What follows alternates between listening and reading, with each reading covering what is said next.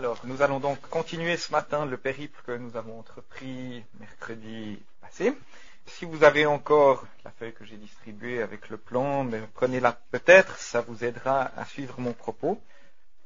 Donc, comme je vous l'avais annoncé mercredi, la première conférence, le premier exposé était plutôt un exposé où il s'agissait de poser un certain nombre de fondements, poser un certain nombre de notions pour pouvoir ensuite comprendre un peu le discours de la mouvance émergente et pouvoir réfléchir à ce mouvement de façon intelligente et pertinente. C'est ce que nous avons tenté de faire mercredi passé. Je vous remercie encore de votre patience. Suivi comme c'est un exposé sur un sujet aussi vaste et peut-être abstrait, n'était pas forcément évident. Aujourd'hui, les choses devraient être un petit peu plus concrètes et peut-être un petit peu plus directement applicables, on va dire, pour des pasteurs. Donc, nous nous étions quittés quelque part dans le point 3 de mon exposé. Donc, on avait vu comprendre son temps, modernité et postmodernité, ça avait été le gros morceau. Et puis, en fin d'exposé, j'avais abordé avec vous une réponse à son temps, la mouvance des églises émergentes. Et j'avais brièvement introduit cette analyse de base qu'effectuaient les églises émergentes, comme quoi les églises réformées, les églises évangéliques étaient des églises qui étaient nées avec la modernité et qui portaient dans leur ADN leur origine, c'est-à-dire que c'était dans leur patrimoine génétique que d'être moderne. Et donc l'analyse des églises émergentes, c'était de se dire qu'à vin nouveau, outre nouvelle, vieux vin, outre vieille, à vin nouveau, outre nouvelle. C'est-à-dire que dans une nouvelle culture, dans une culture qui n'est plus moderne mais qui est postmoderne, eh bien, il convient de ne pas vouloir continuer avec des systèmes, des régimes d'église au fait qui sont issus de la modernité. Et donc aujourd'hui, dans un premier temps, donc nous allons voir la critique émergente de l'attachement, alors là c'est moi qui ai marqué supposé, des églises réformées évangéliques à la modernité, ça sera le premier point. Ensuite, communiquer l'évangile dans un monde postmoderne, j'ai mis en guillemets parce que c'est le sous-titre au fait du livre de McLaren, Réinventer l'Église, et puis ensuite on passera alors à une partie un peu plus critique, donc une partie plutôt descriptive, puis ensuite une partie critique. Alors on passe au point 3.1, donc critique émergente de l'attachement supposé des églises réformées évangéliques à la modernité. Alors maintenant je vais vous expliquer pourquoi les émergents considèrent que les églises réformées, que les églises évangéliques sont des purs produits de la modernité. Donc là maintenant je vais faire un listing si vous voulez. Je vais essayer de reproduire avec autant de fidélité et d'empathie que possible le discours émergent, d'accord, de manière à ce que vous puissiez comprendre un petit peu comment ce discours se construit, comment est-ce qu'il s'articule. Je ne vous donne pas mon avis. Je pense que parmi ces critiques, il y a des critiques qui sont parfaitement justes, il y en a d'autres qui sont erronées. Alors on pourra peut-être en parler dans la discussion, mais à ce stade-là, je ne vais pas commencer à évaluer des points, à mettre des notes à chacun de ces arguments. Donc je vais vous les donner en essayant de les faire miens, et puis c'est à vous de réfléchir et de voir un petit peu ce que vous pensez de tout ça. Alors, une première grande critique émergente, et c'est sans doute la critique fondamentale, c'est la place qui est attribuée à la raison dans les églises réformées et dans les églises évangéliques. Alors là, vous allez peut-être être surpris, parce que vous allez dire, ouais, mais bon, quand même, nous on croit. On est plein de foi, on croit en la Trinité, on croit en l'incarnation divine, et donc on n'est pas rationaliste. Bien sûr qu'on fait usage de la raison, comme il a été dit, mais quand même, la raison est bien cadrée par la foi. Eh bien, pour les émergents, c'est pas aussi simple que ça. Pour eux, il y a plusieurs symptômes dans notre manière de vivre l'Église, dans notre manière de faire de la théologie, qui leur donnent à penser qu'on est trop rationaliste. Notamment la place qu'on accorde à la théologie systématique. Vous savez, la théologie systématique, c'est une discipline qu'on étudie en fac de théologie, qui est quand même une manière assez rationnelle de faire de la théologie. Vous avez la théologie biblique, où vous essayez de coller au texte, où vous essayez de comprendre le texte tel qu'il est. Puis ensuite, la théologie systématique, vous faites quoi? Vous essayez de construire une grande synthèse qui fasse tenir ensemble tous les éléments de la doctrine chrétienne. Et ça, c'est une activité rationnelle. Et donc, pour les émergents, on accorde beaucoup trop d'importance à la théologie systématique. Beaucoup trop d'importance parce que c'est finalement une discipline spéculative dans laquelle on construit des systèmes, alors que la Bible ne présente pas de système. D'accord ? Donc les systèmes de nos théologies systématiques, ce sont des fabrications rationnelles. Pas de théologie systématique dans la Bible. Vous avez des textes prophétiques, vous avez des textes poétiques, vous avez des évangiles, vous avez des épîtres, etc. Mais vous n'avez pas de théologie systématique dans la Bible. Et c'est nous qui les fabriquons. Quand vous regardez la tradition réformée, tout réformé qui se respecte est fier de ces théologies systématiques. Et même pour certains, c'est un peu une gloire de la tradition réformée. On est beaucoup trop dans une logique argumentative, où on cherche à poser les choses et on est dans le domaine de l'argumentation. Je garde toujours le souvenir de mon pasteur d'il y a très longtemps, Stuart Elliott, qui parlait tout le temps de preuves bibliques. Avec Stuart Elliott, il fallait tout le temps des preuves bibliques. Quand on énonçait quelque chose, il fallait la preuve biblique. Et ça fait grimper au rideau des émergents. Qu'est-ce que vous venez parler de preuves bibliques? La preuve, on est dans le domaine de la science expérimentale. Le petit chariot accélère sur le plan incliné selon la formule, une demi-gt carré, etc. On va prouver ça à l'aide d'une expérience. Qu'est-ce que vous venez parler de preuves bibliques? Vous êtes complètement infecté par le moderniste. Aussi un idéal d'idées claires et distinctes, c'est-à-dire qu'il faut définir les choses. Vous voyez, quand on parle dans la théologie réformée de l'ordre du salut en 6 ou 7 points, où on est en train de décortiquer chaque demi-tiers de quart d'étape de ce qui se passe en Dieu et dans le cœur du croyant, est-ce qu'il n'y a pas là derrière l'idéal de l'idée claire et distincte cartésienne, avec les enchaînements très précis, qu'est-ce qui passe avant, qu'est-ce qui passe après, etc. Vous voyez, donc ça, ce serait moderne. Toujours trop rationaliste, notre grand attachement aux épîtres de Paul, souvent aux dépens des évangiles. On aime beaucoup les épîtres de Paul, parce que ça c'est dogmatique, c'est abstrait, c'est rationnel. Par contre, les évangiles, on est moins à l'aise, sans parler des textes poétiques. Je sais pas quand la dernière fois le Cantique des Cantiques a été prêché dans votre église, mais ça fait probablement assez longtemps, pour peu qu'il l'ait jamais été. Un esprit trop dogmatique, un esprit souvent trop polémique aussi, ça c'est une chose qui est souvent assez critiquée, sur lequel je reviendrai. Une autre tare des églises évangéliques et réformées, c'est une approche trop dualiste des choses. Et s'il y avait eu un émergent dans la salle le premier jour quand Peter Jones a parlé, je pense que les rideaux seraient en lambeaux parce qu'ils auraient essayé de grimper aux rideaux. C'est-à-dire cette idée de l'antithèse, de l'antithèse qu'il a exposée entre la vraie foi et la fausse foi, entre les sauvés et les pas sauvés, entre le vrai et le faux. On travaille de façon beaucoup trop antithétique, qui est au fait le propre de la modernité. Il faut être nettement moins antithétique, beaucoup plus analogique, beaucoup plus dans le dégradé de gris, dans notre fonctionnement de la raison et dans notre perception des choses, que dans ce système binaire 0-1, pour prendre le langage de la programmation, ou dans le blanc et noir. Et le réquisitoire est accablant. On est aussi trop dans une logique de maîtrise. Rappelez-vous, Descartes, des pères de la modernité, disait, en apprenant à connaître les choses, nous allons devenir comme maîtres et possesseurs de la nature. Et on avait vu que dans l'idéal de la modernité, il y avait une idée de maîtrise. Je connais pour pouvoir maîtriser. Les Anglais disent « knowledge is power ». La connaissance, c'est de la puissance, c'est du pouvoir. Et ça, c'est typiquement moderne. Et nous serions beaucoup trop dans une logique de maîtrise dans l'organisation de nos églises, avec des ministères, on fait des projets, on fait des budgets, on nomme des task force pour essayer de régler tel problème, etc. Donc on reste dans une logique de maîtrise, de management, si vous voulez, dans l'organisation des églises, très peu conforme avec la réalité du Nouveau Testament et l'action de l'Esprit qui agit comme bon lui semble. Même dans notre conception de la vie chrétienne, on serait également beaucoup trop dans une logique de maîtrise. Dans notre conception de la sanctification, on serait dans la logique un peu de la technique, du mode d'emploi pour réussir à devenir un chrétien performant. Alors, pour être sanctifié, pour devenir un bon chrétien, il faut suivre la méthode en 12 points, 15 points, 40 points, peu importe.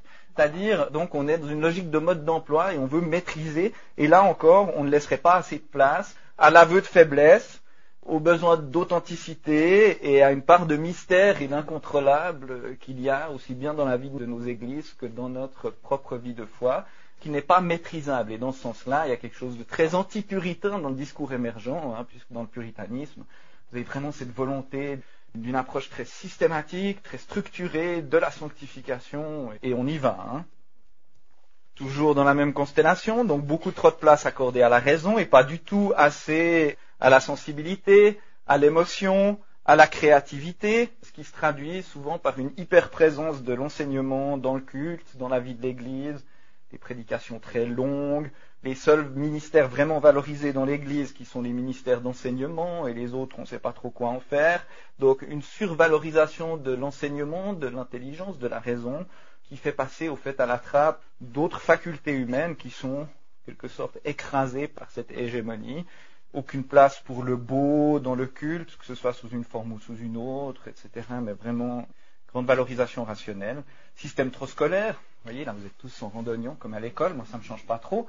Donc, vous avez le pasteur, dans la tradition réformée, le pasteur a encore parfois une robe noire, qui, je le rappelle, au XVIe, c'est le symbole un peu de la position d'autorité de l'enseignant. Hein. La robe, c'est justement le symbole de la figure d'autorité et de la figure de l'enseignant, si vous voulez.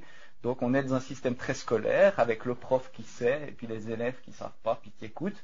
Et le culte, c'est ça. Donc, vous avez le pasteur prof devant, qui donne un cours aux élèves fidèles dans l'assemblée. Donc, on reste dans un modèle hyper scolaire qui est complètement dépassé dans une société postmoderne. On est enfin beaucoup trop individualiste. Les catholiques aiment bien dire que vous, les protestants, chaque chrétien est un petit pape. Quand on leur dit « Ouais, mais vous, avec votre pape, c'est n'importe quoi », là-dessus, ils disent « Oui, mais vous êtes, chaque croyant est un petit pape. » C'est-à-dire que chaque croyant, ultimement, est la norme du vrai ou du faux. Il n'y a pas de magistère, mais on est tous un petit magistère individuel, on a tous notre magistère de poche. Et donc ça, c'est une critique que les émergents adressent également aux évangéliques et aux réformés, en disant « Ben voilà, c'est chacun dans son... un petit maître et possesseur de sa vérité, chacun s'enferme dans son petit poil pour réfléchir, etc. Et perte complète de la dimension de la communauté. Cette idée qu'on n'est pas seulement des individus, mais qu'on est vraiment pris dans une réalité communautaire à laquelle il convient de donner du poids. Enfin, avant-dernier point de ce réquisitoire accablant, trop d'importance donnée aux différentes dénominations. On a trop tendance à croire que le christianisme a commencé avec la naissance de notre dénomination, et qu'avant il n'y avait rien. Le désert, et tout à coup la lumière fut, post tenebras lux. Alors je vous laisse fixer les bonnes dates en fonction de votre dénomination pour savoir quand l'histoire du christianisme a commencé, mais ça c'est une tendance très très marquée dans nos milieux, qui est très moderne, c'est l'idée de la tabula rasa dont j'avais parlé, hein, Descartes qui fait table rase du passé pour reconstruire comme il faut, etc. C'est cette approche, cette sensibilité très moderne que tout ça c'est du chenille, on va vider ce qu'il y a sur le bureau, puis on va remettre les choses comme il faut, puis c'est nous. Donc c'est cette attitude moderne. Et enfin, on s'est trop approprié l'arrogance des modernes. Dans la modernité, il y a une certaine arrogance, il y a un sentiment de puissance quand on est moderne, parce qu'avec la science, on apprend et on connaît beaucoup de choses. Avec la technique, on maîtrise beaucoup de choses, donc ça nous rend arrogants. Ce qui caractériserait l'Occident pendant le 19e siècle, 20e siècle, etc., eh bien nous aurions repris aussi cette arrogance des modernes, dans le sens où on se croit vraiment les meilleurs, on pense avoir tout vu, tout fait, tout compris, et dans ce sens-là, on aurait une attitude fort peu chrétienne et fort moderne. Voilà. Bon, ça c'est pour le réquisitoire, donc c'est le point 3.1 de mon exposé. Maintenant je passe au point 3.2, communiquer l'évangile dans un monde moderne. Donc je serais tenté de dire que des émergences sont modernes, et j'anticipe sur la suite, puisque vous voyez, il y a une phase critique, puis il y a une phase de construction. Communiquer l'évangile dans un monde postmoderne, j'ai mis en guillemets, donc comme je vous ai dit, c'était le sous-titre du livre de McLaren. Et donc les émergents ne se contentent pas de critiquer la modernité, ne se contentent pas de critiquer les églises évangéliques et réformées dans un sens large, ils veulent aussi proposer un certain nombre de pistes, parce que critiquer c'est bien, mais il faut aussi proposer autre chose. Et c'est ce qu'on va voir maintenant. Alors j'insiste sur le fait que ces critiques se veulent non normatives et évolutives. C'est-à-dire que, comme je vous l'ai déjà dit la dernière fois, les émergents se revendiquent d'une certaine façon de la postmodernité, et donc il est difficile d'être normatif et dogmatique si on se veut postmoderne. Ce serait une contradiction un peu trop visible probablement. Donc on va donner un certain nombre de pistes de réflexion, ces pistes qui ne sont jamais définitives, mais qui doivent s'adapter au contexte, qui doivent s'adapter à l'évolution des choses, de la société, de l'Église, etc. Mais le but c'est de faire fonctionner l'intelligence de chacun. Alors, les émergents ont un très grand souci de toucher les contemporains. Ils ont un très très grand souci à ce niveau-là, et ils ont un très grand souci pour trouver le point de contact dont je vous ai parlé. Une église moderne dans la modernité, ça passe. Une église moderne dans la postmodernité, ça casse. Et donc, il faut trouver une église postmoderne dans la postmodernité. Pour ça, il faut partir au fait des valeurs, des aspirations de nos contemporains dans la postmodernité. Et voilà un petit peu quelques éléments de recension de ce que les émergents considèrent comme étant les valeurs, les aspirations, les sensibilités de nos contemporains, à partir desquelles il convient de partir pour pouvoir annoncer l'évangile de façon pertinente. Alors, à quoi nos contemporains sont-ils sensibles? Quelles sont leurs valeurs? Donc là, au fil de mes lectures, j'ai rencontré un certain nombre de choses et je vous livre un peu en vrac un certain nombre de points. Là encore, sans émettre forcément de jugement personnel. Alors, nos contemporains n'aiment pas l'intolérance. Tout ce qui ressemble à de l'intolérance, à de l'intransigeance, provoque le rejet automatique et définitif de la part de nos contemporains. Nos contemporains n'aiment pas tout ce qui peut ressembler à du fanatisme religieux ou à une affirmation religieuse trop forte. Ça leur fait peur, ça les fait fuir, c'est les guerres des religions, c'est les croisades, etc., c'est l'inquisition, c'est tout de suite associé à plein de choses négatives. Nos contemporains sont en quête de sens et d'authenticité, c'est-à-dire qu'il y a un vide qui est assez fortement perçu et vraiment une soif de sens. On se rend compte que la science et la technique ne vont pas forcément pouvoir nous rendre heureux. Donc dans ce sens-là, on est un peu désillusionné et on a besoin de remplir ce vide d'une certaine façon. Et il y a cette quête dans le monde contemporain, qui avait peut-être moins au temps de la modernité. Nos contemporains aiment le caractère fluide et intuitif des nouvelles technologies. Ils sont à l'aise avec ce côté beaucoup plus intuitif, beaucoup plus fluide de l'utilisation dont on a parlé. Nos contemporains sont effrayés par une rationalité trop serrée. Si vous mettez dans une logique d'argumentation autour d'une table où vous commencez à tenir votre os puis vous ne le lâchez pas, ça fait peur et les gens partent. Ils n'aiment pas cet esprit super cartésien. Voilà, hein. Nos contemporains ont une aspiration à l'émotivité et à la créativité.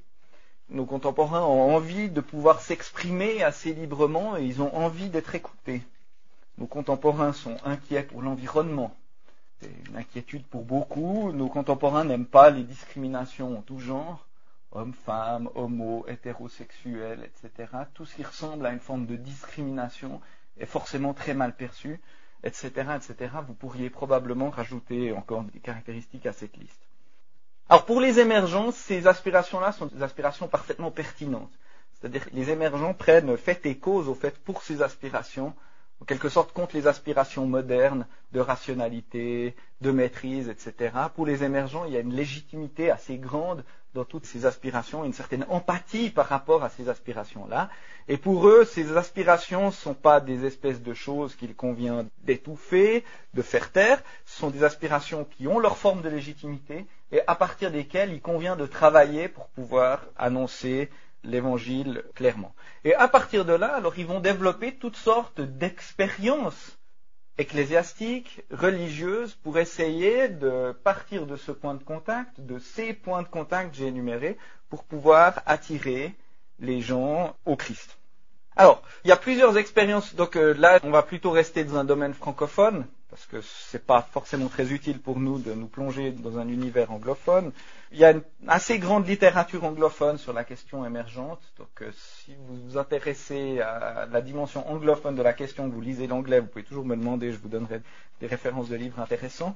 Dans un contexte francophone, il y a plusieurs tentatives d'expérimentation émergente qui ont lieu. Vous les trouvez sur le site internet logoscom.org. Si vous allez vous balader un petit peu sur ce site internet, qui est animé par Henri Bachet, qui est peut-être l'émergent ou un des grands, entre guillemets, émergents français. Vous avez plein de petits reportages en format YouTube, c'est-à-dire entre 7 et 9 minutes, d'expérimentation émergente dans des églises, un peu tout le temps selon le même scénario, où vous avez le pasteur qui est interviewé et puis il vous explique ce qu'ils ont essayé de faire, pourquoi. Si vous vous promenez sur ce site internet, bon, vous verrez que c'est un petit peu tout le temps le même genre de discours, mais ça peut être assez instructif pour vous si vous voulez pouvoir visualiser concrètement à quoi peuvent ressembler des tentatives d'émergence. David Brown, dans son livre, dont je vous conseille la lecture, qui est en bibliographie, Servir à nos Français, le défi de l'Église émergente, propose une espèce d'illustration d'un culte émergent. Alors, j'ai pas réussi à savoir jusqu'à quel point c'était une caricature ou si c'était une chose à laquelle il adhérait. J'ai pas réussi vraiment à saisir la chose, mais il raconte un peu ce que serait un peu un culte émergent. Alors, je vais vous le raconter. Je vais pas vous le lire parce que ce serait un petit peu long et fastidieux, mais je vais vous le raconter. Et il prend l'exemple d'un jeune couple qui vient d'une église évangélique classique, qui aimait bien leur église parce que c'était leur église, mais qui ont été mutés d'une ville à une autre et qui cherchent une nouvelle église et qui tombent dans une église émergente et ils vont être emballés par cette église émergente parce que justement elles vont répondre à tous les malaises qu'ils éprouvaient dans leur vieille église évangélique. Alors, Donc ils arrivent le dimanche matin, ils sont tout contents, ils ont une nouvelle église, mais ils sont très surpris. Ils sont déjà très surpris par la qualité de l'accueil, parce que eux, en tant que couple, sont d'emblée accueillis par un autre couple. Donc vous n'êtes pas là en train de raser les murs et de passer inaperçus. Il y a des gens qui viennent vers vous et qui vous accueillent. Vous voyez, le besoin de communauté. On a besoin de pas être simplement des individus, mais on a besoin de se sentir appartenir à une communauté. Et puis alors on les invite dans une salle de culte, mais ça ressemble pas du tout à la salle de classe comme ici. Il y a des petites tables avec des fleurs, etc. Et puis on commence par prendre le café et de manger des croissants. L'aspect communautaire, l'aspect de partage. Il ne faut pas être individualiste, il faut être communautaire. Et donc là, ils font connaissance avec ce couple qui est là, ils commencent à parler. Et alors dans leur conversation, voilà, le jeune couple leur explique que par exemple, ils n'ont pas des tasses en plastique, mais des tasses en vaisselle pour des soucis écologiques. Vous voyez, parce qu'en tant que chrétien, on a un souci pour l'écologie, on a un souci pour la création de Dieu, et on a compris qu'il ne faut pas être comme ces sales Américains qui roulent avec des voitures qui consomment 22 litres au 100. Donc, on a cette conscience écologique qui fait qu'on est conscient, en fait, un petit peu des enjeux de la société actuelle. Et puis ensuite, bon, les deux sont un peu étonnés parce que l'heure du culte a commencé, puis il n'y a toujours pas de culte, alors ils commencent à regarder l'horloge, leur montre, ils se demandent qu'est-ce qui se passe. Et donc le jeune couple le voit et leur dit « Ah oui, mais le culte a déjà commencé !» Hein, vous attendez le début du culte, mais le culte a déjà commencé. Parce que pour nous, il n'y a pas de clivage entre le sacré et le profane. Il n'y a pas de clivage entre l'Église et le monde. Au fait, on est déjà en train de rendre un culte à Dieu, en passant des moments communautaires ensemble, en vivant. Et ce qu'on fait maintenant, c'est pas plus spirituel et moins spirituel que ce qu'on va faire après en écoutant la parole prêchée, ou ce que moi je fais la semaine en étant paysagiste et puis en construisant des petits murets, etc. Tout doit être fait pour la gloire de Dieu. Et donc il n'y a pas de dualité entre d'un côté le culte, le sacré et le profane. On est déjà en train de rendre un culte. Vous voyez, Romains 12 que j'ai fait lire, que votre vie entière soit comme un culte, un sacrifice, etc. Bon, alors voilà, bon, mais au bout d'un moment, il se passe quand même quelque chose. Il y a quelqu'un qui ressemble vaguement à un responsable qui prend la parole et donc qui interrompt le moment de café, de partage, d'échange. Et alors, il va présenter un membre de l'Église qui est un musicien et qui a composé des nouveaux morceaux de musique et qui a fabriqué un diaporama avec des photos pour illustrer ça. Alors, donc, vous avez cette personne qui va présenter ses productions artistiques, son diaporama. Vous voyez le sens du beau. Hein, c'est pas seulement l'intelligence, c'est pas seulement la raison, mais il y a aussi la sensibilité, le beau, l'émotion. Il faut que tout ait une place dans le culte. Pas le maître d'école qui vient puis qui dit alors aujourd'hui ça va être sûr, etc. Vous voyez ce côté holistique, si vous voulez, qui prend tout en compte. Et donc vous avez cette personne qui va vous parler de ça, etc. Et après il va y avoir un moment de prière où on remercie Dieu pour la beauté, pour l'émotion, etc. Puis ensuite cette personne parle un peu de son cheminement personnel. Ses expériences avec Dieu, et par exemple, elle va expliquer que pendant des années, elle a vécu dans le mensonge, elle croyait être vraiment chrétienne, mais elle se trompait elle-même, et donc elle va donner son témoignage. Et après, le responsable de l'Église va faire une très courte homélie sur la question du mensonge dans la Bible, etc. Donc on va rebondir là-dessus pour essayer de développer un enseignement qui soit simple et qui soit appliqué. Pas trop long, pas trop intrusif. Puis ensuite, on va faire des groupes. Par exemple les jeunes avec les jeunes, etc., pour discuter de l'application concrète de ce qui a été entendu. Parce que c'est pas seulement de la théorie, mais comment le vivre, comment l'appliquer, etc. Et donc le culte se déroule, et nos deux jeunes sont donc tout à fait enthousiasmés par ce qu'ils vivent. Ils sont surpris parce qu'il n'y a pas de cantique, on chante pas de cantique.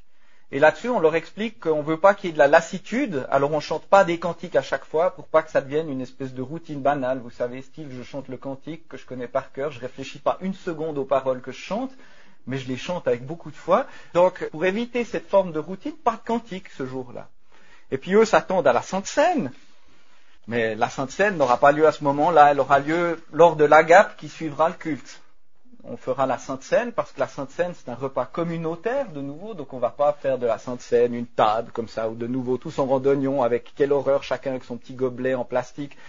Pour bien assimiler encore le caractère fondamentalement moderne, on est tous des individus seuls face à Dieu, on a tous notre petit gobelet, donc on est tous ensemble et la scène se prend donc dans une perspective de repas communautaire comme dans le Nouveau Testament, semble-t-il. Voilà. Et puis enfin, à la fin, il y a les annonces. Alors là, oui, on dit aussi le symbole des apôtres. parce qu'on veut se rattacher à l'Église de tous les temps. On n'a pas envie d'être juste baptiste, on n'a pas envie d'être juste réformé, méthodiste ou que sais-je, etc. On veut se rattacher à l'Église de tous les temps parce qu'on est conscient que notre Église n'a pas commencé avec notre dénomination. Alors on insiste là-dessus, on va dire le symbole des apôtres. Souvent on va mettre des bougies, etc. pour montrer justement, s'approprier un petit peu l'héritage spirituel et théologique de l'ensemble de l'Église. Parce que l'Église n'a pas commencé avec nous, on pourra dire une prière de Saint François d'Assise, ou que sais-je, peu importe, pour s'approprier au fait l'ensemble de l'héritage. Et ensuite, donc, dans les annonces, on expliquera qu'il y aura pour les gens très occupés une étude biblique sur Skype, par exemple, le mardi soir à 22h. Donc, vous voyez, on utilise aussi des nouvelles technologies, et on annoncera que la suite de l'enseignement sur la place du christianisme dans la culture française aura lieu et qu'on parlera du martyr de Lyon en 177 avec Blandine, etc. Donc vous voyez, on cherche à s'approprier aussi toute la culture et à refuser cette église ghetto, etc. Donc on va aussi apprendre un peu toute l'histoire de la chrétienté en France, etc. pour s'approprier au fait l'ensemble de la réalité, pour refuser tous ces différents clivages. Voilà, ça c'est l'expérience donc d'un culte émergent. Expérience parmi beaucoup d'autres. Allez sur logoscom.org, parcourez, vous verrez, il y a plein d'expériences partout, en Belgique, en Suisse, en France. Vous verrez, quand vous en avez vu 2, vous les avez tous vus, à mon avis. C'est un peu tout le temps le même esprit, la même direction. Voilà. Alors, maintenant je vais passer au point 4, critique de la mouvance émergente. Donc si vous avez des questions, vous pouvez toujours les poser après aussi, mais je souhaite tout de même avancer. Critique de la mouvance émergente.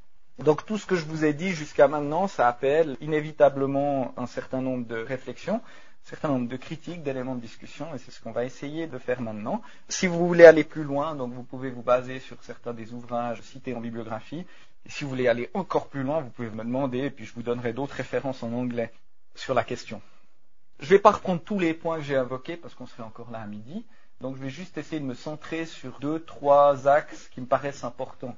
Après, il y aura tout un travail de réflexion individuelle que vous devez faire si vous le souhaitez. Alors, ce qui frappe quand on lit la littérature émergente, c'est cette espèce de parti pris favorable vis-à-vis de la postmodernité. Ça, c'est le point 4.1, l'adhésion à la postmodernité. C'est quelque chose d'assez frappant. On sent que les émergents détestent la modernité. On sent que les émergents, alors je dirais pas détestent, parce que c'est peut-être trop fort, mais qu'ils n'aiment pas trop les évangéliques et les réformés.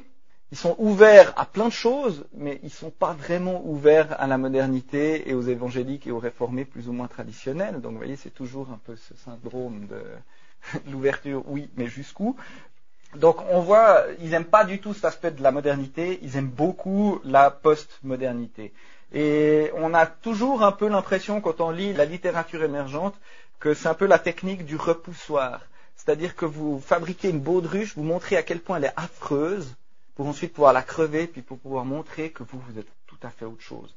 Ça, au niveau rhétorique, c'est un grand classique, c'est une grande méthode rhétorique qui fonctionne très bien. Vous commencez par vous fabriquer une baudruche affreuse, puis ensuite vous la crevez, et puis vous montrez que, regardez comme je suis beau fort, j'ai crevé cette baudruche. Alors que c'est vous qui l'avez fabriquée. Et on a souvent un petit peu cette impression, en lisant les émergents, que la modernité, c'est complètement affreux, que le postmodernisme, c'est vraiment super. Et ça, c'est quand même assez problématique, à mon sens, parce que je ne pense pas que le postmodernisme soit meilleur que la modernité. Sincèrement, je ne pense pas qu'on puisse dire, ouais, il faut être anti-moderne, c'est affreux, mais c'est super le postmodernisme parce que ça nous libère du fardeau de la modernité. Enfin, on respire, enfin, il n'y a plus de cette raison terrifiante qui est là. Alors, je pense qu'il y a pas mal de critiques que le postmodernisme adresse à la modernité qui sont justes, qui sont pertinentes. Mais ce dont il faut se rendre compte, c'est qu'il ne faut pas troquer un aveugle pour un borgne. La postmodernité a aussi ses grands problèmes. Et je ne suis pas sûr que l'irrationalisme de la postmodernité vaille beaucoup mieux que le rationalisme de la modernité. Et je ne suis pas sûr que le pluralisme et le relativisme complet de la postmodernité vaille beaucoup mieux que l'universalisme de la modernité.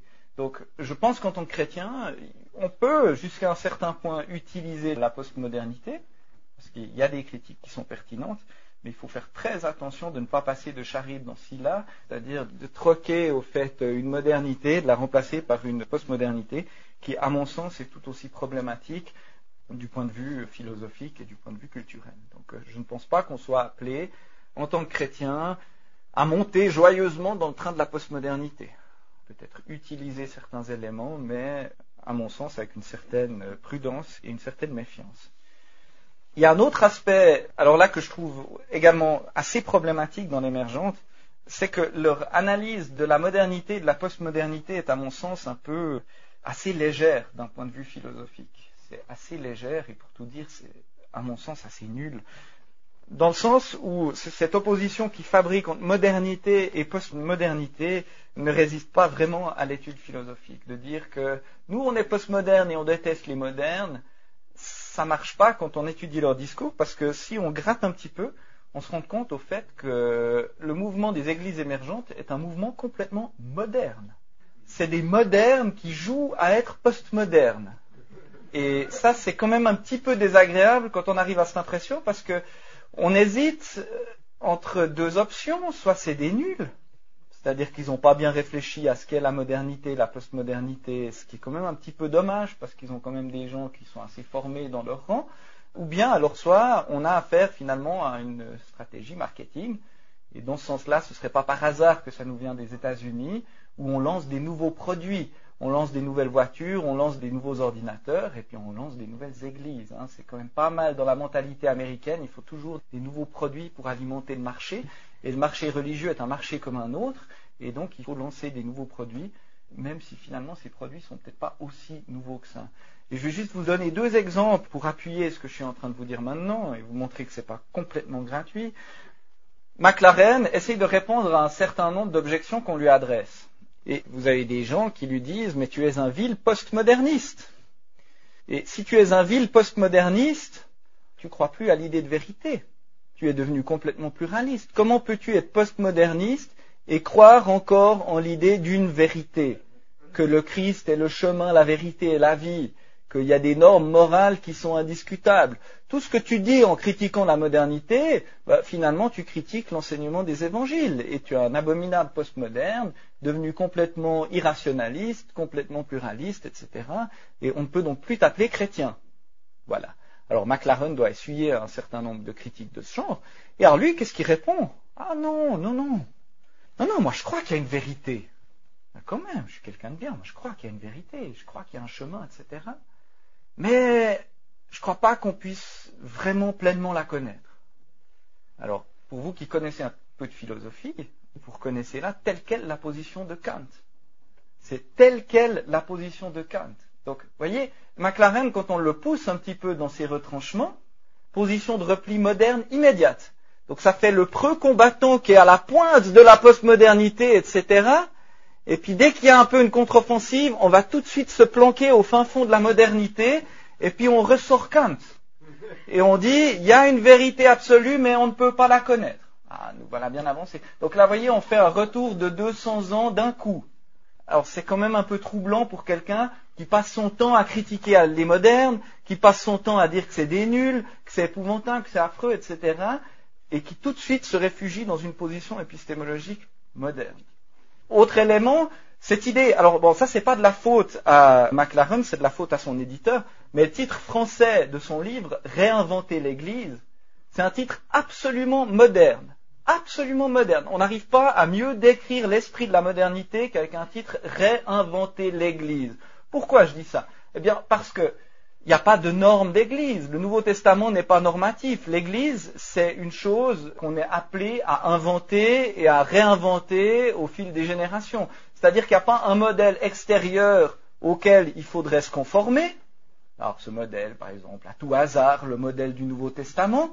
Donc ça n'existe pas. Et c'est pour ça qu'il faut réinventer l'Église. C'est-à-dire que c'est l'homme, avec sa raison, avec son intelligence, qui doit construire le modèle. Il doit sortir de son état de minorité, où au fait il devrait se conformer tel l'enfant au modèle néo-testamentaire, il doit devenir adulte. C'est-à-dire qu'il doit prendre son destin en main. Et il doit fabriquer son Église du XXIe siècle. Alors ça, c'est le traducteur français qui a rajouté ça. The Church on the Other Side, ça c'est le titre original, c'est pas tout à fait la même idée, mais on peut pas dire que le traducteur français ait trahi l'esprit de McLaren, c'est pas accidentel, c'est-à-dire que c'est tout à fait en phase avec l'esprit. Et ça, c'est aussi assez troublant de justement voir quelqu'un qui se revendique à tout prix postmoderne, qui n'a cesse de vomir sur la modernité, eh bien, qui finalement manifeste une attitude là je parle bien de l'attitude, une attitude complètement moderne. Alors, quand on connaît un peu ces choses, ça laisse un peu un drôle d'arrière-goût dans la bouche quand on dit ce genre de choses, parce qu'on a soit l'impression d'avoir affaire à un idiot, soit l'impression d'avoir affaire à quelqu'un pas tout à fait honnête intellectuellement. Et c'est assez désagréable comme sensation en tant que lecteur. Il y aurait encore un troisième axe, mais ça je ne vais pas le développer parce que c'est un petit peu trop compliqué. Il a une vision de l'histoire, son interprétation de la parabole de l'image des outres, le vin ancien dans les anciennes outres, le vin nouveau dans les nouvelles outres. Il a une lecture qui est totalement hégélienne de cette parabole historiciste, c'est-à-dire que la vérité est quelque chose qui évolue en quelque sorte au fil du temps dans un processus de déploiement historique général et que ce qui était vrai hier ne l'est plus forcément aujourd'hui. Inutile de dire que Hegel, c'est encore un des penseurs phares de la modernité. Donc vous voyez, toute sa conception de l'histoire sur laquelle il s'appuie implicitement est là aussi une conception moderne. Donc là encore, ça fait un petit peu désordre de se revendiquer le grand postmoderne alors que, là encore, on utilise des outils de pensée modernes. C'est un petit peu dérangeant. Passons maintenant au point théologique sensible. Donc c'est le point 4.2 de mon exposé. Je crois que maintenant on va former des groupes et vous allez prendre des feuilles et vous allez écrire en quelques mots votre vécu émotionnel pendant cet exposé. Vous avez le droit de faire des dessins si vous n'arrivez pas à exprimer les choses conceptuellement. Vous pouvez dessiner une tête de mort, ou bien une hache, ou bien... Bon, voilà. Alors, point théologique sensible. Il y a beaucoup de points qui mériteraient d'être abordés. Là encore, je ne vais pas vous accabler avec trop de choses. J'ai retenu 3 points. Le premier point, c'est ce que j'ai appelé une théologie du royaume très extensive. Vous connaissez peut-être la phrase de Loisy qui disait « Jésus a annoncé le royaume et c'est l'Église qui est venue ». Je ne sais pas si c'est un grand libéral du 19e. Jésus a annoncé le royaume et c'est l'Église qui est venue. Pas de chance, Jésus, t'as raté ton coup. Tu voulais quelque chose de super, le royaume de Dieu, puis tu as eu une espèce d'institution pourrie et sclérosée, l'Église, et ma foi, on n'a pas toujours l'héritage qu'on mérite. Donc c'est un petit peu l'idée. Et alors, bon, les émergents n'iraient peut-être pas forcément aussi loin que cette idée-là, mais je pense qu'il y a quand même une certaine connivence avec cette idée, qui est une idée moderne. Pourquoi est-ce que je dis ça ? Justement, les émergents insistent énormément sur cette notion de royaume de Dieu. Le royaume de Dieu qui est partout. Il y a un refus très clair de tout ce qui ressemble à une pensée dualiste, comme je vous disais, avec sauvé, pas sauvé, dans l'alliance, hors de l'alliance, vrai, faux, église, monde. Et toutes ces antithèses, si vous voulez, sont absolument honnies par les émergents. Ils préfèrent une pensée beaucoup plus fluide, beaucoup plus liquide. Et voyez, en développant une théologie du royaume, ça permet justement d'évoluer dans ce monde de fluidité. Parce qu'on est dans du dégradé de gris. Il y a un concept englobant qui s'appelle le royaume. Et puis ensuite, il y a du plus ou moins gris, du plus ou moins blanc, du plus ou moins noir à l'intérieur de ce concept englobant. On n'est pas dans une structure de pensée antithétique. Et au fait, c'est l'idée que le royaume est un petit peu partout. Et là, je vais vous lire quelques phrases tirées d'écrits émergents, juste comme ça, que vous voyez un petit peu comment ce discours se construit. Je cite, « Comme Jésus l'a vécu avec les autorités religieuses de son époque, le royaume de Dieu se trouve souvent en dehors des structures religieuses existantes. Les chrétiens ont besoin de trouver Dieu à l'extérieur. Il faut arrêter de penser que le royaume est dans l'Église. Souvent, comme au temps de Jésus à l'époque, le royaume n'est pas chez les pharisiens, pas chez les sadducéens, il est ailleurs. Il est vers cette femme prostituée, il est, etc. Il n'est pas là où on croit. Et aujourd'hui, c'est aussi comme ça. Le royaume n'est pas forcément, voire pas du tout dans les églises, mais il est ailleurs. Dieu est un Dieu missionnaire qui est à l'œuvre dans le monde. Dieu nous invite à rejoindre sa mission. Nous allons rejoindre Dieu dans le monde plutôt que d'amener Dieu dans le monde. Je relis. Nous allons rejoindre Dieu dans le monde plutôt que d'amener Dieu dans le monde. Légère différence. Vous voyez, le missionnaire pense amener Dieu dans le monde avec sa parole. Il est debout sur son carton de banane sur la place publique en train de prêcher. Il pense amener Dieu dans le monde. Mais au fait, c'est tout faux. Il faut aller chercher Dieu dans le monde, là où il est. Quand il y a deux personnes qui se réconcilient, Dieu est à l'œuvre et le royaume est là. Et nous, il faut aller chercher ce royaume-là. Nous sommes partenaires de tous ceux qui incarnent les valeurs du royaume, même s'ils ne sont pas chrétiens orthodoxes. Et on va dire surtout s'ils ne sont pas chrétiens orthodoxes. Ça, c'est moi qui dis.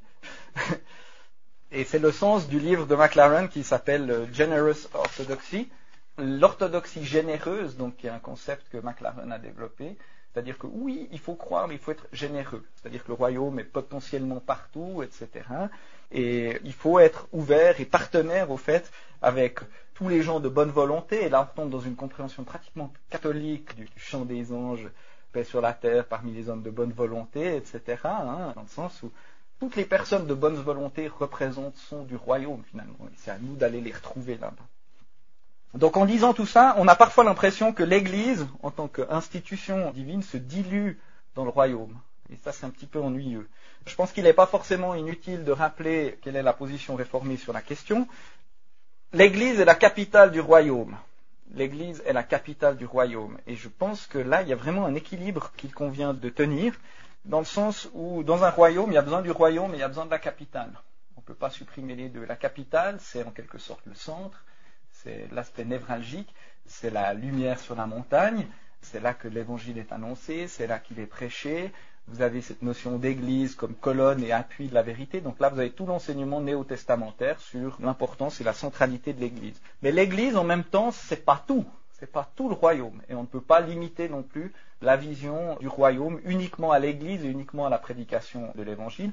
La capitale doit ensuite rayonner et irriguer, en quelque sorte, l'ensemble du royaume.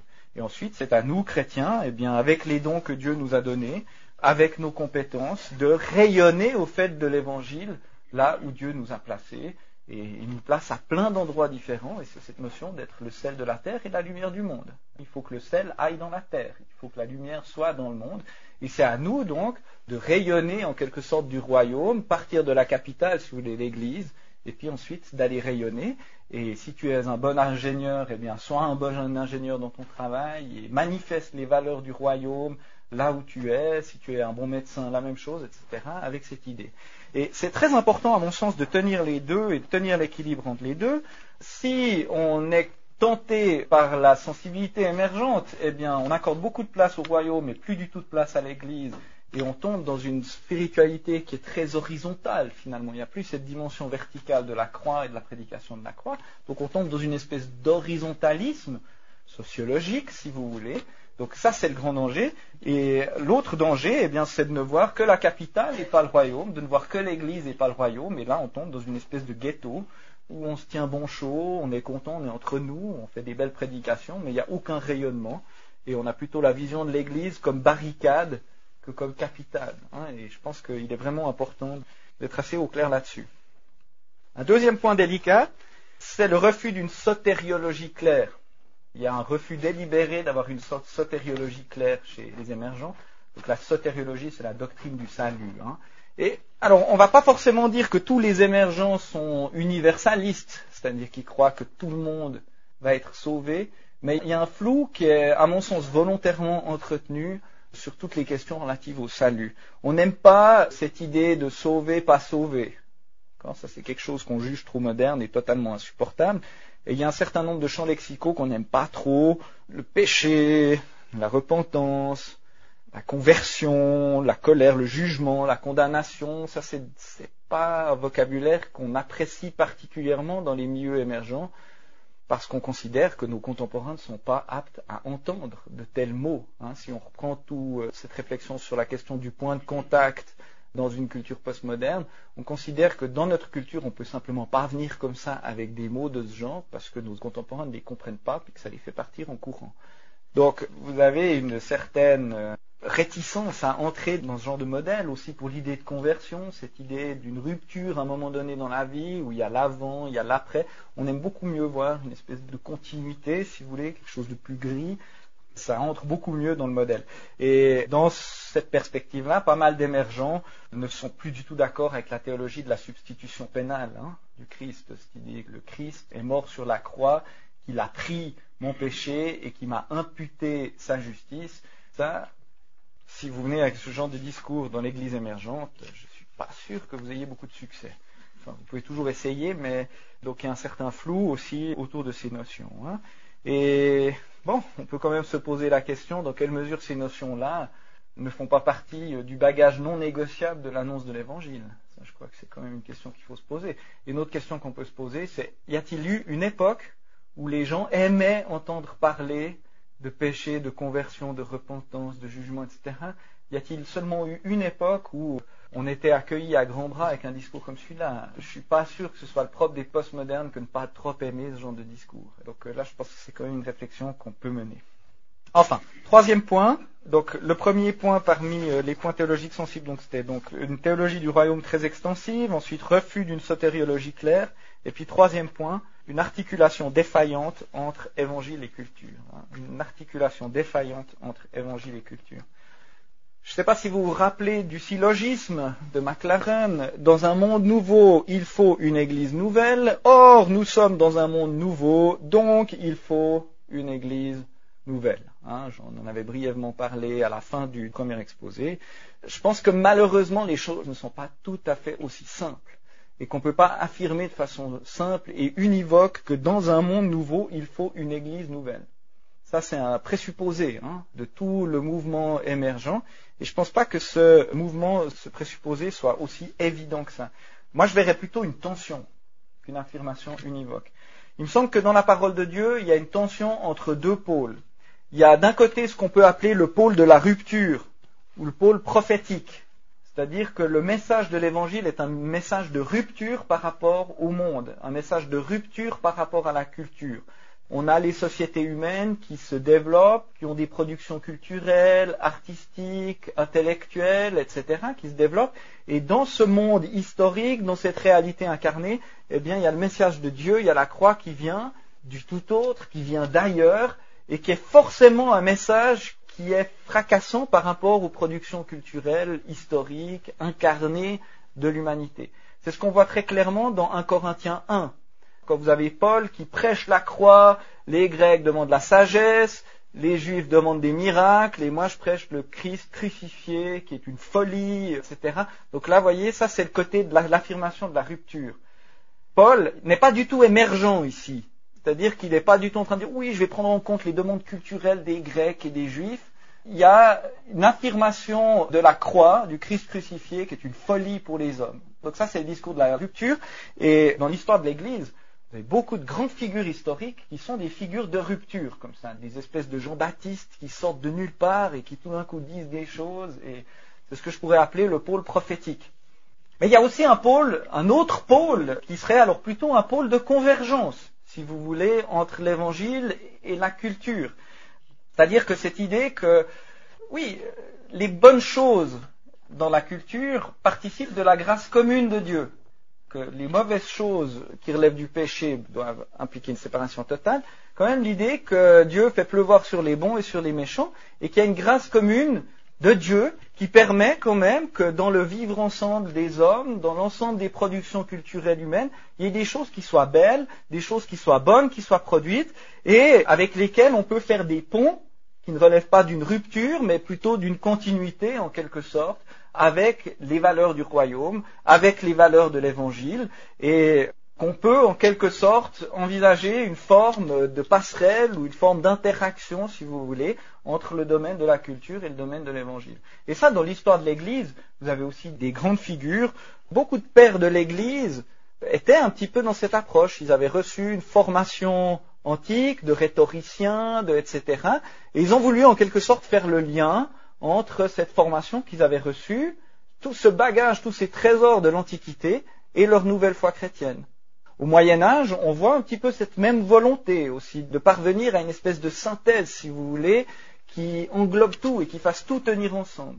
Et si on lit dans le Nouveau Testament, quelque part, quand Paul dit « je me fais tout à tous », dans 1 Corinthiens 9, 22, on pourrait penser qu'il y a quand même une certaine tension par rapport au Paul de 1 Corinthiens 1 qui dit « je prêche le Christ crucifié, et tant pis si personne ne comprend rien ». Et je ne pense pas que ce soit contradictoire, mais je pense qu'il y a une tension entre les deux. Et quand on étudie les discours des actes, on voit très très bien cette tension. Si vous prenez par exemple acte 17, alors on n'a malheureusement pas le temps d'aborder ça maintenant, eh bien on voit très très bien cette tension où on voit Paul à l'aéropage qui est en train de parler avec ses philosophes et on voit qu'il est tout à fait dans la culture antique, il part de leurs sources, de leurs préoccupations, qui sont des préoccupations de philosophes antiques, etc. Donc il est tout à fait tout à tous, il est tout à fait en train de chercher à faire des ponts entre l'évangile et la culture, et tout à coup, fla, il annonce l'évangile. Et vous voyez très clairement, si vous lisez le texte, vous voyez très clairement qu'à un moment donné, il y a des choses qui tournent. Puis alors là, qu'est-ce qui se passe? Il y a des gens qui partent, j'ai un sanglier sur le feu, il y a téléfoot, etc. Et donc, qui sont en train de partir, parce que justement, il y a cette... Et je trouve intéressant, et quand vous voyez Pierre, quand il s'adresse aux Juifs, il ne parle pas du tout comme Paul aux Athéniens. Ils n'ont pas du tout le même discours, mais quelque part, le message de fond est le même. Et je pense que là, il y a une tension. Et c'est une tension à laquelle on doit réfléchir et c'est une tension qu'on doit vivre d'une certaine façon au quotidien. Je pense que si on privilégie un pôle aux dépens de l'autre, eh bien, le dérapage guette. Et je pense que c'est ce qui arrive aux émergents. Il semble que le pôle de l'inculturation est survalorisé par rapport au pôle de la rupture. Et ça, c'est un problème. Et je pense que c'est un problème qui peut guetter beaucoup de chrétiens. On perd cette dimension prophétique de la foi. Et moi, je soupçonne, mais alors c'est de l'ordre du soupçon, un peu un souci un petit peu politiquement correct, c'est-à-dire que c'est toujours plus agréable d'être dans l'air du temps que d'être hors de l'air du temps. C'est toujours plus agréable, si vous êtes sur un petit canot, de ramer dans le sens du courant que de ramer contre le courant. Et moi, je soupçonne un petit peu que derrière tout ce discours de l'inculturation, etc., il n'y ait pas un peu un esprit de compromission et qu'il n'y ait pas un des poisons les plus dangereux pour l'Église qui est au fait le désir de respectabilité. C'est-à-dire qu'on veut être bien, on ne veut pas porter l'opprobre du Christ, et puis alors on aménage un petit peu les choses. Et là, il me semble que c'est une chose qui nous guette tous, et à laquelle on doit être attentif. Ce qui ne veut pas dire qu'en réaction, on ne doit plus du tout mener cette réflexion culturelle. Ça pourrait aussi être un danger qui nous guette. Troquer un déséquilibre contre un autre déséquilibre. Dans Romains 12, il est dit « Ne vous conformez pas au siècle présent, mais soyez transformés par le renouvellement de l'intelligence. » Et c'est pas le contraire, c'est pas « conformez-vous au siècle présent », etc., mais c'est « ne vous conformez pas ». Et je pense que ça, c'est ce qui fait qu'au fait, l'Église émergente va disparaître comme elle est apparue. C'est-à-dire que c'est, à mon sens, un produit, au fait, de sa culture. On se place, c'est un pur produit, au fait, de la culture ambiante. Il y a une négation implicite de toute cette notion de rupture, de verticalité, etc. Et c'est un mouvement qui risque fort de disparaître et de céder sa place aux églises post-émergentes, ou bien, je sais pas, quand il y aura un nouveau produit qui sera lancé sur le marché, et puis les émergents seront devenus des grands papas avec leur barbe, et puis voilà. Chesterton disait, celui qui épouse l'ère du temps sera bientôt veuf. Et Gustave Thibon disait, être dans le vent, c'est une ambition de feuille morte. Et je pense que c'est un peu un souci avec les émergents. Bien. Alors, conclusion, je vais essayer de ne pas être trop long puisque j'ai déjà abusé de votre patience. Conclusion, et nous? J'aimerais pas que vous repartiez d'ici avec un esprit de propre justice, en se disant qu'on est dans le village d'Astérix, on est les derniers Gaulois qui résistons à l'envahisseur romain. Heureusement qu'il reste le colloque biblique, seul lieu fidèle dans la francophonie et dans le monde, etc. Ce serait à mon sens assez catastrophique parce que Dieu ne nous appelle pas du tout à la propre justice. Et il nous appelle à plein d'autres choses. Et pour vous déranger un petit peu, je vais donner 2 petits coups de bâton dans notre fourmilière maintenant, histoire que vous puissiez pas repartir complètement tranquille à la maison en disant que ces émergents c'est vraiment des pourris, puis qu'heureusement qu'on n'est pas comme eux.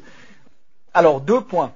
Je m'inclus dans la fourmilière, donc je fais partie de la fourmilière, donc juste que ce soit bien clair.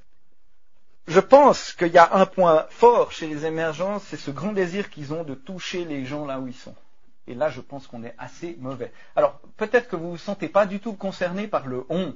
Et alors, dans ce cas-là, je vous demande déjà pardon par avance, si vous vous sentez abusivement associé à ce que je vais dire. Mais je pense qu'à ce niveau-là, on est assez mauvais. Et il y a pas mal des critiques des émergents qui peuvent nous interpeller. C'est-à-dire aller vraiment vers les gens. C'est-à-dire que la ghettoisation, pour moi, c'est pas un danger virtuel pour nous, c'est un danger réel, je pense. Et c'est une chose à laquelle il convient d'être attentif. C'est bien de faire de la théologie, c'est bien de faire de la bonne théologie, c'est bien d'être très précis dans l'analyse de tel ou tel dogme, de viser la pureté doctrinale absolue, etc. Il faut le faire, ça fait partie de l'entretien du dépôt qu'on a reçu, mais on ne doit pas devenir une espèce de club, finalement, où on est bien entre nous, on fait notre petite théologie qui est finalement à des années-lumière de ce que vivent le 99,99% de nos contemporains, et puis on est là, s'ils ne nous comprennent pas, c'est que c'est vraiment des méchants, quoi. Donc là, je pense qu'il faut qu'on fasse vraiment attention, et à ce niveau-là, il me semble qu'on a des choses à apprendre de ce souci émergent d'aller toucher les gens là où ils sont. Et quand vous lisez la littérature émergente, c'est quelque chose d'assez frappant, ce réel souci. Et je le ressens pas toujours chez nous, et je pense que c'est vraiment une tare, puisque l'Église, eh bien, on est là, on a une mission, et on doit être là, et on doit réfléchir à la manière d'aller toucher les gens. Les émergents reprochent souvent aux églises telles que les nôtres d'avoir très peu de conversions, et de voir leur nombre qui grandissent uniquement à l'aide d'autres chrétiens mécontents dans d'autres églises qui finissent par venir chez nous. Et d'avoir très peu de conversions. Au fait, la croissance se fait par des chrétiens qui ont, entre guillemets, pique chez les autres. Et je pense que cette critique est absolument fondée et qu'elle doit sérieusement nous remettre en question. Le danger de ghettoisation est là, et parfois aussi un danger d'hypercalvinisme pratique, pas forcément théorique. L'hypercalvinisme, c'est de dire que Dieu connaît les siens, et il ira déjà bien les chercher. Ça sert à quoi de s'énerver? Dieu connaît les siens, nous ce qu'on fait c'est qu'on continue de vivre notre petite vie d'église, et puis ceux qui doivent venir viendront. Et puis il n'y a pas besoin de trop s'exciter là-dessus, Dieu est souverain, il y a les élus, il y a les pas élus, et puis les élus viendront. Alors je ne pense pas qu'on soit hyper calviniste en théorie, mais en pratique je pense qu'on se comporte parfois comme des hyper calvinistes. Deuxième petit coup de bâton dans la fourmilière, puis après je vous laisse tranquille. Je pense qu'on a parfois une mentalité qui est trop une mentalité réactionnaire. Et je ne pense pas que ce soit bon d'être réactionnaire. Alors, le problème des émergents, c'est que c'est des progressistes. On va vers le mieux, c'est génial, la modernité c'était nul, la postmodernité c'est super, il faut aller de l'avant, et puis on est tout enthousiaste, on est tout content, etc. Donc ça c'est la mentalité progressiste. Le progressiste dit, demain sera forcément mieux qu'aujourd'hui. Le réactionnaire dit, hier c'était beaucoup mieux qu'aujourd'hui. Et alors le réactionnaire, il va trouver tout nul dans le monde dans lequel il est, ça va être affreux, tout. Et il va penser avec une grande nostalgie, alors là de nouveau, en fonction des affinités, au 1er siècle, au 16e siècle, au 17e siècle, au 19e siècle, en fonction de son appartenance ecclésiastique. Et il dira ça c'était quand même bien, c'était quand même le bon vieux temps à l'époque, les gens ils étaient vraiment chrétiens, et etc. Donc on cultive une espèce de nostalgie comme ça, qui à mon avis nous rend assez inopérationnels. Et je pense qu'en tant que chrétien, on est absolument appelé à dépasser cette espèce d'antithèse entre progressistes et réactionnaires. Je crois qu'il faut vraiment se placer sur un autre terme. Juste une toute petite anecdote personnelle. Mon père était un des grands généraux de l'armée suisse, et à un moment donné, il y avait une grande réforme où il fallait complètement réinventer l'armée, à laquelle il n'adhérait pas du tout, et donc ce qui l'a conduit au fait à se retirer. On le traitait de réactionnaire un peu, parce qu'il n'était pas dans le sens de l'histoire et du progrès. Et il a dit non, moi je suis pas réactionnaire, je suis visionnaire, vous verrez. Et puis parce qu'effectivement, 3 ans plus tard, qu'il avait dit c'était avéré, et puis on en revenait à d'autres manières de faire qu'il avait prophétisé d'une certaine façon. Petite anecdote qui vaut ce qu'elle vaut, mais simplement pour dire que pour moi ces catégories, il faut absolument les évacuer. Après la chute, Dieu n'a pas dit « Ah, c'est raté, on recommence ». Puis vous voyez, on rembobine la cassette, et puis on recommence. Alors maintenant, Adam et Ève, je vais vous expliquer comment les choses doivent marcher. Alors, quand je dis qu'il ne faut pas manger ce fruit, il ne faut vraiment pas le manger, d'accord? Alors on recommence, puis on presse sur play, et puis on regarde ce que ça donne, etc. Il n'a pas fonctionné comme ça. C'est-à-dire qu'il y a eu quoi? Il y a eu le proto-évangile, l'annonce de la croix. C'est-à-dire on regarde en avant. On n'a pas les regards en arrière sur « Ah, ce que c'était bien, Éden, etc. » Je dirais, il y a le regard d'emblée, tout de suite dans le chapitre 3 de la Genèse, et ça on l'a lu mercredi, il y a ce regard qui est fixé en avant. Et nous, je pense qu'en tant que chrétiens, on doit avoir ce regard qui est fixé en avant. On doit être plein d'espérance, on doit être plein de lucidité. Et j'espère qu'avec ces conférences, on a pu faire un petit exercice de lucidité, mais on doit vraiment aller en avant. Et on doit être proactif, c'est-à-dire qu'on doit aussi chercher des solutions. Et ça, je pense que souvent, on ne l'est pas assez.